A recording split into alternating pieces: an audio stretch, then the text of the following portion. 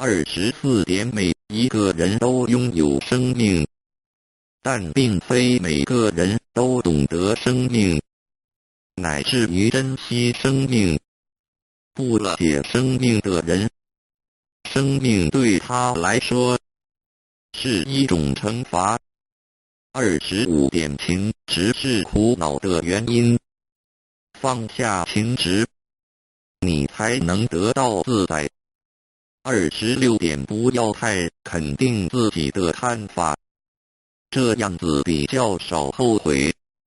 27点，当你对自己诚实的时候，世界上没有人能够欺骗得了你。28点，用伤害别人的手段来掩饰自己缺点的人是可耻的。29点，默默的关怀与助